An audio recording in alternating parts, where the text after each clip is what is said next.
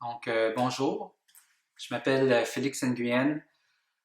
Je suis un radio-oncologue à l'hôpital Notre-Dame à Montréal. Je vais profiter de cette capsule pour vous entretenir un peu des effets secondaires de la radiothérapie lorsqu'on traite des patients qui sont atteints de cancer de l'oropharynx. Plus particulièrement, soit la base de la langue, les amygdales, le palais, euh, donc quelque part dans le fond de la gorge. Okay. J'ai décidé de faire cette capsule-là euh, parce que souvent, lorsqu'on rencontre le patient lors de la première visite, on n'arrive pas toujours nécessairement à retenir toute l'information. Euh, il y a même des gens qui l'enregistrent sur leur iPhone pendant notre conversation. Je me suis dit, s'il y a des patients qui vont jusque-là, c'est peut-être parce que justement, il y a une nécessité à le faire. Pour récapituler, la radiothérapie, c'est des rayons X qu'on donne généralement à tous les jours du lundi au vendredi pour à peu près 7 semaines. Euh, c'est des traitements qui durent une vingtaine de minutes, généralement. Comment ça se passe concrètement? C'est qu'on est couché sur le dos. Il y a un masque d'immobilisation qui fait en sorte qu'on ne bouge pas pendant ces traitements-là. Soit qu'on rentre dans une espèce de bain, ou bien qu'il y a un appareil externe qui tourne et qui émet des rayons en même temps. Des rayons X, des rayons qu'on ne voit pas, qu'on ne sent pas. Le traitement comme tel, quand il est administré, il n'est pas du tout douloureux. Cependant, au fur et à mesure qu'on avance dans les 7 semaines de traitement, il y a des effets secondaires. Puis c'est un peu de ça qu'on va discuter. Les effets secondaires, de façon générale, sont cumulatifs, c'est-à-dire que au fur et à mesure qu'on avance dans ces 7 semaines de traitement-là, les effets secondaires vont être plus importants, plus intenses. Ce qui arrive, c'est qu'au niveau de la peau, on développe une certaine rougeur, comme un gros coup de soleil. La peau, à un moment donné, elle va lever, ça va plumer, à l'occasion, ça peut suinter. Puis généralement, c'est autour du cou et du visage, la zone qu'on veut traiter.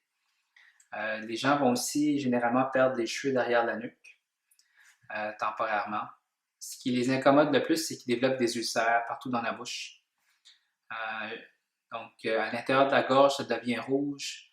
Après ça, à un moment donné, il y a des zones blanchâtres qui apparaissent. Puis ces zones blanchâtres-là peuvent être confluentes, donc occuper une grosse partie du fond de la gorge. Ça peut même aller jusqu'aux lèvres. Vous pouvez imaginer que lorsqu'on a des ulcères dans la bouche, ça fait mal. Donc, le simple fait d'avaler la salive, ça fait mal. Donc, pour manger, ça devient difficile. Les papilles gustatives aussi cessent de fonctionner. Comment ça se manifeste concrètement? C'est que les gens vont me dire que ça goûte méchant, ça goûte mauvais ou bien ça a un goût métallique. La salive devient plus épaisse, on n'arrête pas de cracher, on a plein de sécrétions. Ces sécrétions-là même peuvent nous causer un peu de maux de cœur, notamment elles s'accumulent dans le fond de la gorge, puis on a de la difficulté à les évacuer. La voix peut devenir plus faible, plus rauque. Les gens, généralement, ils sont passablement fatigués. Un coup que les 7 semaines de radiothérapie sont complétées, les choses vont se replacer. Donc, la peau va guérir, les cheveux vont repousser, le mal de gorge va disparaître parce que les ulcères vont guérir, le goût va revenir tranquillement, pas vite, les sécrétions, ça va se tasser, puis la voix va reprendre, puis on récupère éventuellement de la fatigue. Éventuellement, il y a des effets chroniques qui surviennent, chroniques voulant dire qui sont permanents ou à vie, ou en tout cas d'une longue durée. Le plus important, c'est que les gens développent une sécheresse de la bouche. Le terme médical pour ça, c'est de la xérostomie. Grossièrement, les glandes salivaires fonctionnent moins bien. Donc, on a moins de salive.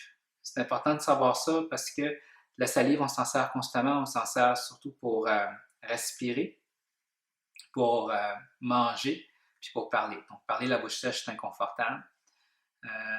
Souvent, il y a des patients, pour respirer, ils vont respirer par la bouche. Il y a beaucoup de gens la nuit qui, justement, respirent par la bouche. Un exemple assez facile, l'hiver arrive, il chauffe la maison, l'air est plus sec, puisqu'ils respirent par la bouche, ça devient inconfortable. Fait qu'ils se réveillent, ils vont boire de l'eau. Puisqu'ils boivent plus d'eau, à un moment donné, ils vont à la toilette plus souvent. Fait que ça peut déranger le sommeil. Mais de façon plus importante, la salive, c'est le lubrifiant naturel du corps humain qui fait en sorte que les aliments vont glisser vers l'estomac quand on mange. Donc, quand on a moins de salive ou quand on en a pas, ben, il faut compenser soit en buvant de l'eau, en mangeant, manger des choses avec de la sauce, manger des choses qui sont mouillées, manger des choses qui sont simplement plus faciles à avaler. Et donc, ça change aussi notre diète. Le sandwich au beurre de pinot, oubliez ça, vous pouvez comprendre qu'à un moment donné, ça reste pogné dans le fond de la gorge. Les noix, le poulet, s'il est trop sec et il n'est pas bien cuit, je veux dire, il est trop cuit, ça aussi, ça peut être un problème. Donc, ça change notre façon de vivre, ça change un petit peu notre qualité de vie. Avec les équipements modernes qu'on a, qui s'améliorent vraiment assez rapidement, il y a une certaine amélioration. En fait, il y a eu une grosse amélioration dans les 10-15 dernières années, ce qui fait en sorte que la salive va récupérer. Est-ce qu'elle va être nécessairement comme avant? Peut-être pas, mais éventuellement, avec le temps, les gens ont une assez bonne qualité de vie par rapport à ça, mais il ne faut quand même pas s'attendre à ce que ce soit nécessairement exactement comme avant le diagnostic. Donc ça, c'est un effet qui survient à coup sûr. Il y a d'autres choses qui peuvent survenir. Des fois, le fond de la gorge peut se rétrécir. Ce que ça veut dire concrètement, c'est qu'il faut couper les aliments plus petits. Ça peut aller jusqu'à l'extrême où est-ce qu'il faut passer les aliments au blender. Il y a des gens qui peuvent uniquement avoir une diète liquide, molle, ce qui est plutôt peu fréquent, mais ça peut arriver. Il y a une glande ici qui s'appelle la glande thyroïde qui se situe au niveau du cou. Une fois sur 2, une fois sur 3 dans les années qui suivent, ça n'arrive pas tout de suite.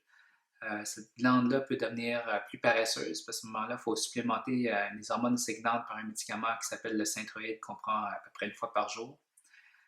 Des fois, le goût pourrait ne pas revenir. Je dirais que 80% du temps, ça va revenir. 80-85%, pas 80-85% du temps, mais il y a peut-être un 10 à 15% des patients qui, malheureusement, ne vont pas retrouver la sensation du goût. Les autres choses qui peuvent survenir, c'est que des fois, pour ouvrir la mâchoire, ça peut être un peu plus difficile. On appelle ça du trismus. Il y a 2 effets qui sont plutôt peu fréquents, mais que j'explique quand même aux patients parce que c'est des complications majeures. Je pense que c'est important qu'ils savent que ça peut arriver. La radiothérapie, c'est sûr que ça va causer de l'enflure, ça va causer de l'édème. Puis à un moment donné, des fois, il y a tellement d'enflure que l'air a de la difficulté à se rendre aux poumons, donc le patient a de la difficulté à respirer. Puis à ce moment-là, il faut faire un trou dans le cou, ce qu'on appelle une trachéotomie. Ça arrive dans 1% du temps. Ça peut survenir pendant les traitements, ça peut même survenir après, même des années plus tard. C'est plutôt rare, mais c'est une complication qui est majeure. Généralement, quand ça arrive, c'est temporaire, mais ça peut être aussi permanent.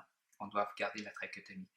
L'autre chose qui peut arriver, qui n'est pas intéressante avec la radiothérapie, c'est que en détruisant le cancer, ça peut aussi détruire les tissus normaux, les tissus sains, comme la peau, la mâchoire, donc les os de la mâchoire, les muscles.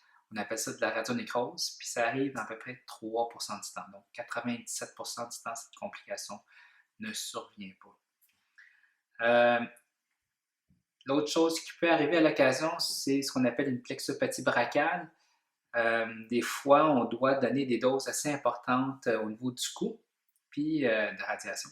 Puis des fois, ça peut endommager les nerfs qui passent dans le cou, dont le plexus brachial qui contrôle entre autres le membre supérieur, le bras. Puis ça peut se manifester soit comme de la douleur ou des engourdissements. Ça n'arrive pas fréquemment, mais c'est des choses qui peuvent survenir. Donc, en gros, c'est ça les effets de la radiothérapie. Souvent, ces traitements-là sont donnés avec la chimiothérapie. Comme je dis souvent, l'électricité à l'électricien, la plomberie au plombier. Fait que si jamais vous avez des questions par rapport à la chimiothérapie, c'est mieux de vous adresser à l'oncologue médical.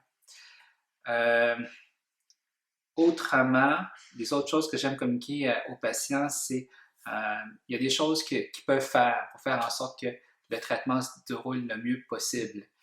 Généralement, je leur donne 4 conseils, 4 devoirs qu'ils doivent effectuer. La première chose, c'est pas de tabac, donc pas de cigarette, pas de pot, pas de pipe. La deuxième chose, c'est pas d'alcool, que ce soit de la bière, du fort, du vin, c'est zéro. La troisième chose, c'est de se gargariser la bouche avec de l'eau, du sel, du soda. Donc, généralement, la formule, c'est une pinte d'eau avec une caratée de titane, une caratée de petite vache. La raison pour ça, c'est que souvent, les gens vont, ben, pas souvent, ils développent tout le temps des ulcères dans la bouche, c'est ce qu'on a décrit tantôt. Puis ça, c'est des grosses portes d'entrée, grosses portes de garage pour que les bactéries viennent infecter la gorge. Donc, c'est une vieille recette de grand-mère, beau, bon, pas cher. On se gargarise avec de l'eau et du sel et un peu de soda, puis on empêche justement, on prévient les infections. Puis la dernière chose qui est vraiment une des plus importantes, c'est qu'il faut maintenir son poids. Donc, il faut s'alimenter. Il y a plusieurs raisons à ça, puis je vais juste prendre quelques instants pour l'expliquer. D'habitude, on est toujours plus motivé quand on comprend les raisons derrière.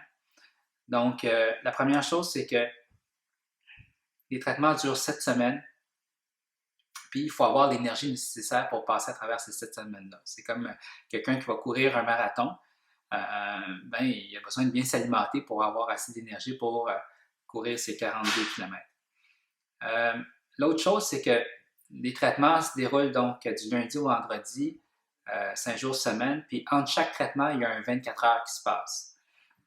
Puis, dans le fond, la radiothérapie va détruire le cancer, va causer des dommages au niveau des cellules tumorales, mais va aussi causer des dommages au niveau des tissus normaux. C'est ça qui provoque, par exemple, les ulcères dans la bouche. Le corps va tenter, entre les traitements, de guérir ces ulcères-là. On peut imaginer un petit peu comme l'histoire des 3 petits cochons puis le loup qui vient souffler sa maison. Ben, si en soufflant, que ce soit de la brique ou le bois, peu importe le scénario, là, puis on n'a pas ces matières premières-là pour aller réparer le trou qui a été causé par le gros méchant loup, qui est dans ce cas-ci la radiothérapie, ben, le trou, il va rester là, puis il va peut-être même s'agrandir parce que le lendemain, ben, il y a un autre traitement qui va être donné. Donc, ça pour dire que le corps a besoin de protéines, qui est la matière brute, pour aller réparer ces tissus-là. Donc, plus les gens sont capables de maintenir leur poids, plus le corps a de l'énergie, pas de la matière première brute pour aller réparer les tissus qui ont été endommagés par la radiation, puis moins il y a d'effets secondaires. Moins c'est souffrant pour le patient. Donc ça, c'est une des raisons pourquoi il faut essayer de s'alimenter. Donc, j'espère que ça vous a été moindrement utile. Si vous avez des questions, vraiment, il faut parler au radio-oncologue en question. Puis il faut comprendre que cette capsule-là, elle se veut plus d'ordre général. Chaque cas est vraiment en différence. Mais je pense que ça fait quand même le tour de la question. OK? J'espère qu'il va peut-être avoir d'autres capsules plus pour expliquer d'autres choses qui sont en lien avec le traitement. Mais c'est ce que je vais faire aujourd'hui.